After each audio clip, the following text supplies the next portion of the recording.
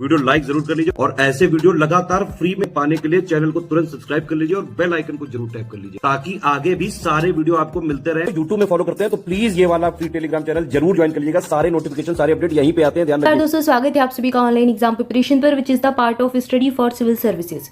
दोस्तों top 500 MCQ की series में आप सभी का स्वागत है। यहाँ पर हम आधुनिक भारत के इतिहास से संबंधित महत्वपूर्ण प्रश्न देख रहे हैं। ये आपको पूरा स्पेक्ट्रम का निचोड़ मिल रहा है। ये प्रश्न स्पेक्ट्रम से लिए गए हैं, स्पेक्ट्रम बुक से लिए गए हैं जो एक ऑथेंटिक बुक होती है और आपके सभी एग्जाम के लिए इंपॉर्टेंट है। तो यहाँ पर हम चैप्टर वाइज प्रश्न देख रहे हैं। हमने 9 चैप्टर कंप्लीट कर लिए हैं। अगर आप प्रीवियस वीडियो देखना चाहते हैं तो आप ऑनलाइन एग्जाम प्रिपरेशन के प्लेलिस्ट वाले सेक्शन पर जाइए। यूट्यूब चैनल में प्लेलिस्ट वाला सेक्शन है, आप वहाँ पर जाइए। वहाँ पर आपको टॉप 500 MCQ के नाम से प्लेलिस्ट मिल जाएगी, आधुनिक भारत का इतिहास। तो इसको फॉलो कर लीजिए तो प्रीवियस वीडियो आपको मिल जाएंगे और प्रीवियस वीडियो जरूर देख लीजिए क्योंकि इंपॉर्टेंट है अगर आप पहली बार ये वीडियो देख रहे हैं तो। और आज हम 10वां नंबर का चैप्टर पढ़ेंगे जिसमें आज हम देखेंगे भारतीय राष्ट्रीय कांग्रेस फाउंडेशन और मध्यम चरण। तो राष्ट्रीय कांग्रेस, भारतीय राष्ट्रीय कांग्रेस की स्थापना, उसकी जो फाउंडेशन है उससे संबंधित आज हम प्रश्नों को देखने वाले हैं। चलिए स्टार्ट करते हैं। पहला प्रश्न दिया गया है, निम्नलिखित में से कौन से भारत से धन निकासी का कारण थे। अब भारत से क्या है, धन की निकासी हो रही थी, आप सब जानते ही हैं। अंग्रेजों का शासन था तो अंग्रेज क्या कर रहे थे, भारत से धन ले जाकर अपने यहाँ पर उसको लगा रहे थे, आधुनिकीकरण कर रहे थे। ठीक है, यहाँ से कच्चा माल ले जाते थे और वहाँ पर जाकर सामानों को बनाते थे और मार्केट भी उनके लिए यही था, अच्छा खासा बाजार बन चुका था। तो कहीं ना कहीं भारत के धन की निकासी हो रही थी। अब इसके कारण क्या थे ये बताना है। पहला कारण दिया गया है लूट और कर आधान। तो हाँ बिल्कुल, लूट मार करते ही थे और कर आधान भी था, मतलब कर भी लगाते थे। भारत में अंग्रेजों का रोजगार, भारत में ब्रिटिश राजधानी का निवेश, मुक्त और असमान व्यापार, रुपया स्टर्लिंग असंतुलन। तो ये सारे ही कारण थे जो कि भारत से धन निकासी का कारण बने। तो यहाँ पर हमें बताना है कि कौन सा सही कोड है, सही कोड चुनना है। तो 1 2 3 4 5 ये सारे ही सही है तो ऑप्शन डी हम चुन लेंगे। ऐसे ही प्रश्न आपसे एग्जाम में पूछे जाते हैं। इसमें जो पैटर्न फॉलो किया गया है प्रश्नों का वो एग्जाम के अकॉर्डिंग ही है। UPPCS आयोग ऐसे ही प्रश्न पूछता है, चाहे आपका RO का एग्जाम हो, BEO का एग्जाम हो, UPPSC प्रीलिम्स का एग्जाम हो, सब में यही पैटर्न फॉलो किया जाता है और वीडियो में भी फॉलो किया जाता है। इसके बाद इसका स्पष्टीकरण देखते हैं। कथन एक सही है, जो कराधान प्राप्त हुआ था वह भारतीयों को कल्याणकारी हस्तांतरण सरकारी खर्च के रूप में वापस नहीं किया गया। इसके बजाय इसका उपयोग ब्रिटिश साम्राज्य के एजेंडे को आगे बढ़ाने के लिए किया गया था। दूसरा कथन सही है क्योंकि उनके वेतन का भुगतान भारतीय धन से किया जाता था। अब जो यहाँ पर ब्रिटिश काम करते थे उनके वेतन का भुगतान तो भारतीय धन से ही करेंगे और उन्हें विदेश भी भेजा जाता था। तीसरा कथन सही है, कई उद्यमियों को उनके निवेश पर रिटर्न की गारंटी दी गई थी, जैसे कि रेलवे में निवेश वापस लेने के साथ साथ इंग्लैंड में भी लाभ हुआ। तो यहाँ पर आकर उन्होंने निवेश किया, वहाँ की जो कंपनियां थी उन्होंने निवेश किया तो उनको निवेश पर रिटर्न की गारंटी भी दी गई और वो रिटर्न कहाँ से दिया जा रहा था, भारत का धन था। तो यहाँ पर सारे ही कथन सही दिए गए हैं। आइए बढ़ते हैं आगे, अगला प्रश्न देखते हैं। अगला प्रश्न है, निम्नलिखित कथनों पर विचार करना है। 2 कथन दिए गए हैं। पहला कथन दिया गया है, डफरिन ने राष्ट्रवादियों को देशद्रोही ब्राह्मणों, नमक हराम बाबुओं की संज्ञा देते हुए कांग्रेस की निंदा की। दूसरा कथन दिया गया है, सर सैयद अहमद खान ने कांग्रेस के प्रचार का मुकाबला करने के लिए यूनाइटेड इंडियन पैट्रियाटिक एसोसिएशन का आयोजन किया। तो अब उस समय क्या है, बहुत सारे लोग अपने स्टेटमेंट देते रहते थे और इन स्टेटमेंट से प्रश्न एग्जाम में पूछा जाता है। तो यहाँ पर बताया गया कि डफरिन ने क्या ऐसा कहा था इनके लिए। और दूसरा दिया गया है कथन यहाँ पर कि यूनाइटेड इंडियन पैट्रियाटिक एसोसिएशन का आयोजन किसने किया था। अब यहाँ पर इन कथनों में से गलत कथन चुनना है कि कौन सा कथन गलत है। तो यहाँ पर ये दोनों ही कथन सही दिए गए हैं, तो ना ही एक गलत है ना ही दूसरा गलत है, तो ऑप्शन डी सही उत्तर हो जाएगा। डफरिन ने ये कहा था और ये इनके द्वारा इसका आयोजन किया गया था। आइए इसका स्पष्टीकरण देखें। सरकार ने राष्ट्रवादियों को देशद्रोही ब्राह्मण, नमक हराम बाबुओं आदि कहकर कांग्रेस की निंदा का सहारा लिया। ठीक है, कांग्रेस क्या है, कहीं ना कहीं राष्ट्रवाद के लिए काम ही कर रही थी और यहाँ पर क्या है, यहाँ पर कांग्रेस की निंदा का सहारा इन्होंने लिया। सरकार ने राष्ट्रवादियों को देशद्रोही ब्राह्मण कह दिया, नमक हराम बाबू कह दिया और डफरिन ने कांग्रेस को देशद्रोह का कारखाना भी कहा। ठीक है, तो ये स्टेटमेंट यहाँ पर दिए गए थे डफरिन के द्वारा, इसलिए पहला कथन सही दिया गया है। बाद में सरकार ने कांग्रेस के प्रति फूट डालो और राज करो की नीति भी अपनाई। तो यहाँ पर आप गरम दल और नरम दल देखते हैं। ठीक है, तो यहाँ पर क्या है, फूट डल गई और फिर राज करने का, कि मतलब फूट डाल दो और फिर राज करो। और ये नीति इनकी बहुत ही फेमस नीति है जिसका सहारा इन्होंने पूरे भारत में लिया। विकास के लिए भी। इसके बाद अधिकारियों ने कांग्रेस के प्रचार का मुकाबला करने के लिए सर सैयद अहमद खान और बनारस के राजा शिव प्रसाद सिंह जैसे संयुक्त भारतीय देशभक्त संघ को संगठित करने के लिए प्रोत्साहित किया। तो यहाँ पर दोनों ही कथन सही दिए गए हैं। क्लियर है? आइए आगे बढ़ते हैं, अगला प्रश्न देखते हैं। अगला प्रश्न दिया गया है, आधुनिक भारत के इतिहास के संदर्भ में फ्रेजर कमीशन की स्थापना इस प्रकार की गई। तो फ्रेजर कमीशन से संबंधित कुछ कथन दिए गए हैं, आइए देखते हैं। नागरिक प्रशासन में सुधार के लिए, रियासतों और सर्वोपरि शक्ति के बीच संबंध की जांच के लिए, शिक्षा में सुधार के लिए, या फिर पुलिस विभाग में सुधार के लिए। तो लगातार जो कमीशन है वो एग्जाम में पूछे गए हैं, जैसे फ्रेजर कमीशन है, और भी कोई आयोग होता है। लास्ट वीडियो में भी हमने एक आयोग के बारे में पढ़ा था। तो ये आयोग पूछ लिए जाते हैं और इनके स्थापना वर्ष पूछे जाते हैं और ये किससे संबंधित है ये पूछा जाता है, या फिर इनकी स्थापना किस लिए की गई थी। तो फ्रेजर कमीशन की स्थापना की गई थी पुलिस विभाग में सुधार के लिए। क्लियर है? याद रखना है, फ्रेजर कमीशन पुलिस विभाग से संबंधित है। आइए स्पष्टीकरण देखते हैं। इसका सही उत्तर ऑप्शन डी हो जाएगा। 1902 से 1903 में लॉर्ड कर्जन द्वारा सर एंड्रयूज फ्रेजर की अध्यक्षता में फ्रेजर कमीशन के तहत पुलिस सुधारों के लिए एक आयोग की स्थापना की गई। तो 1902 से 1903 के बीच में किया गया था। लॉर्ड कर्जन ने इसको क्या है, इसकी स्थापना की थी आयोग की, और अध्यक्षता किसने की थी? एंड्रयू फ्रेजर ने, इसलिए इसको फ्रेजर कमीशन कहा गया। जनरली क्या होता है कि जो भी कमीशन का या फिर आयोग का अध्यक्ष होता है उसी के नाम पर उस आयोग को रख दिया जाता है। जो भी उसका, जैसे फजल अली ने अध्यक्षता की तो फजल अली आयोग कर दिया, ऐसे ही जो भी अध्यक्ष होता है उसके नाम पर आयोग का नाम बन जाता है। सिविल सेवा में सुधार का सुझाव देने के लिए 1886 में डफरन के द्वारा एचिसन कमीशन की स्थापना की गई थी। बटलर आयोग का गठन रियासतों और सर्वोपरि शक्ति के बीच संबंधों की जांच के लिए किया गया था। तो बटलर आयोग याद रखना है, एग्जाम में ये पूछ चुके हैं। और एंड्रयू फ्रेजर की अध्यक्षता में फ्रेजर कमीशन और एचिसन कमीशन, और किस लिए थे ये आपको यहाँ पर बता ही दिया है। तो इसको भी एक बार अलग से आप टेबल बनाकर भी नोट कर सकते हैं। आइए अगला प्रश्न देखते हैं, आगे बढ़ते हैं। अगला प्रश्न है, यहाँ पर भी आपको कुछ कथन दिए गए हैं, 3 कथन दिए गए हैं। पहला कथन है, भारतीय राष्ट्रीय सम्मेलन के 2 सत्र 1883 और 1885 में आयोजित किए गए थे। दूसरा कथन दिया गया है, सुरेंद्र नाथ बनर्जी और आनंद मोहन बोस भारतीय राष्ट्रीय सम्मेलन के मुख्य वास्तुकार थे।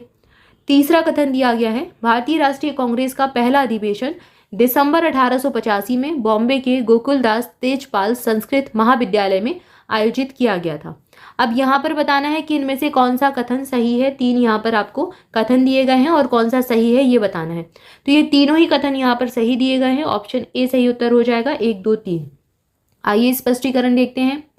अंग्रेजी सिविल सेवक A.O. ह्यूम ने उस समय के जो प्रमुख बुद्धिजीवी थे उनको एकत्रित किया और उनके सहयोग से दिसंबर 1885 में बॉम्बे के गोकुलदास तेजपाल संस्कृत कॉलेज में भारतीय राष्ट्रीय कांग्रेस के पहले सत्र का आयोजन किया। अब यहाँ से प्रश्न कई बार एग्जाम में पूछा गया है। तो A.O. ह्यूम की अध्यक्षता में कांग्रेस का गठन किया गया था 1885 में।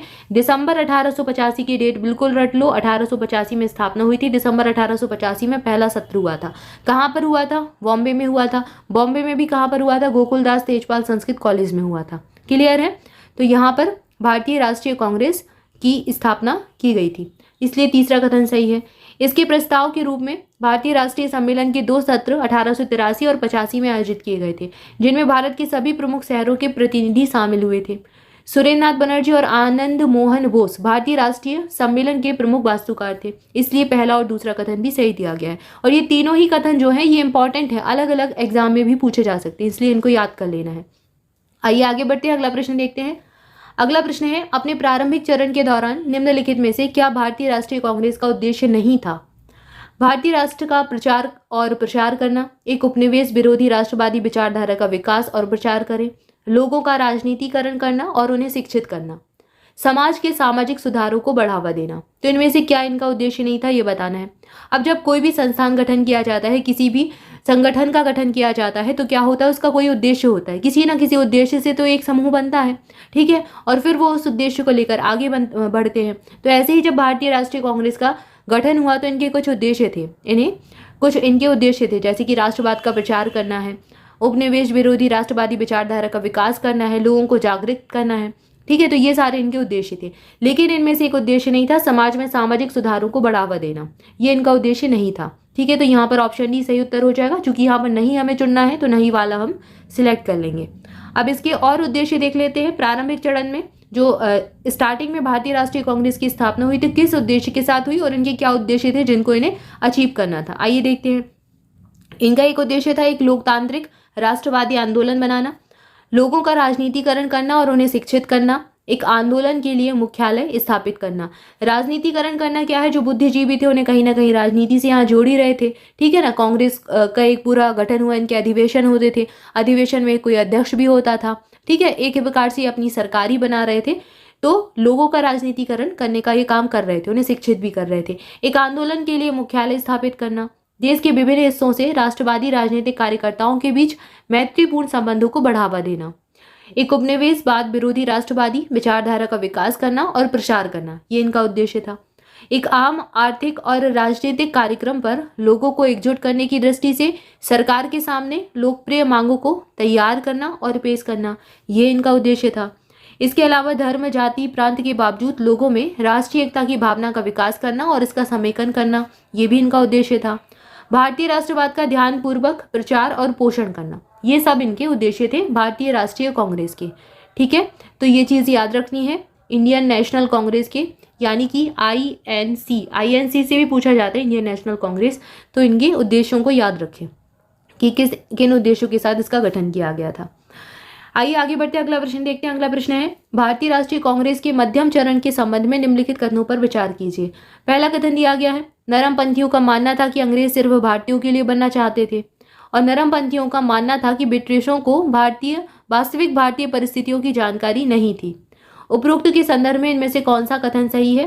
पहला कथन सही है और RA का उपयुक्त स्पष्टीकरण दे रहा है, यानी कि पहला कथन सही है और ये इसको स्पष्ट कर रहा है। दूसरा कथन दिया गया है, पहला कथन सही है लेकिन ये इसका स्पष्टीकरण नहीं कर रहा है। तीसरा कथन दिया गया है, A गलत है, दूसरा सही है। और चौथा कथन आपको दिया गया है, A और R दोनों गलत है। तो यहाँ पर सही उत्तर क्या हो जाएगा? यहाँ पर सही उत्तर हो जाएगा ऑप्शन बी, A कथन सही है, दूसरा कथन भी यहाँ पर क्या है, ये इसका स्पष्टीकरण नहीं कर रहा, ठीक है। अब यहाँ पर पहला कथन दिया गया है, नरमपंथियों का मानना था कि अंग्रेज सिर्फ भारतीयों के लिए बनना चाहते थे, तो यहाँ पर ये कथन तो दिया गया है सही, लेकिन ये इसका स्पष्टीकरण नहीं है। क्यों नहीं है, आइए देखते हैं, स्पष्टीकरण देखते हैं। मध्यम राजनीतिक गतिविधियों में कानून की सीमाओं के भीतर संवैधानिक आंदोलन शामिल था और एक धीमी लेकिन क्रमबद्ध रूप से राजनीतिक प्रगति दिखाई दे रही थी। तो यहाँ पर क्या है, कहीं ना कहीं राजनीतिक गतिविधियां चल ही रही थी। नरमपंथियों का मानना क्या था? अब नरमपंथी और गर्मपंथी दो दल हो गए थे। क्या है, यहाँ पर विभाजन हुआ, कुछ नरमपंथी बन गए, कुछ गर्मपंथी बन गए, कुछ उग्रवादी बन गए और कुछ थे जिनका विश्वास था कि शांति से स्वतंत्रता ली जा सकती है, शांति से अधिकार लिए जा सकते हैं, उनका ये मानना था। और कुछ ऐसे थे कि उन्होंने सोचा, जो गर्मपंथी थे, उग्रवादी थे, वो नेता सोचते थे कि शांति से कुछ भी हासिल नहीं किया जा सकता, कुछ भी हासिल करना है तो उसके लिए आवाज़ उठानी पड़ती है, उग्र होना पड़ता है। तो ये ऐसे दो दल बन गए थे। अब यहाँ पर जो नरमपंथी थे उनका मानना था ब्रिटिश मूल रूप से सिर्फ भारतीयों के लिए बनना चाहते थे, लेकिन वास्तविक जो स्थितियाँ थी, जो रियल कंडीशन थी, उससे अवगत नहीं थे। इसलिए यदि देश में जनता की राय बनाई जा सकती है और जनता की मांगों को प्रस्तावों, याचिकाओं, बैठकों आदि के माध्यम से सरकार को प्रस्तुत किया जा सकता है, तो अधिकारी इन मांगों को धीरे धीरे स्वीकार कर लेंगे। तो ये नरमपंथियों का मानना था, ठीक है। दोनों कथन व्यक्तिगत रूप से सही है, लेकिन स्पष्टीकरण दूसरा नहीं है पहले का। क्लियर है? तो यहाँ पर आप समझ सकते हैं कि क्या कंडीशन थी। जो नरमपंथी थे वो बहुत ही एक हिसाब से कह ले भोले भाले थे। वो समझते थे कि ब्रिटिश जो है, जो अंग्रेज है, वो भारत पर भारतीयों के लिए शासन कर रहे हैं, भारतीयों के कहीं ना कहीं विकास के लिए काम कर रहे हैं, उन्हें शिक्षित करने का काम कर रहे हैं, आधुनिकीकरण से जोड़ रहे हैं, ठीक है। लेकिन भारत की जो जनता है, भारत की जनता की जो मूल समस्याएं हैं वो उन तक नहीं पहुँच पा रही। अगर शांति से मूल समस्याएं उन तक पहुँचाई जाएँ तो वो सुनेंगे, उनको स्वीकार करेंगे, ये वो मान रहे थे, जबकि गर्मपंथी ये नहीं मानते थे। क्लियर है? तो यहाँ पर हमने कुछ प्रश्नों का अभ्यास किया। इसके आगे कुछ और प्रश्न बाकी हैं जिनको अगले वीडियो में देखेंगे, हम इसी टॉपिक से संबंधित हैं। तब तक के लिए आपसे भी चैनल के साथ जुड़े रहे, वीडियो को लाइक जरूर कर दें, दोस्तों के साथ भी शेयर करें। और स्टडी फॉर सिविल सर्विसेज की किसी भी पेड ग्रुप से जुड़ना चाहते हैं तो इन नंबर्स पर कॉल करके इन्फॉर्मेशन ले सकते हैं, या फिर डिस्क्रिप्शन में दी गई डिटेल को फॉलो कर सकते हैं। मोर अपडेट के लिए टेलीग्राम ग्रुप ज्वाइन कीजिए, लिंक आपको डिस्क्रिप्शन में मिल जाएगी। Thank you for watching this video, thank you so much.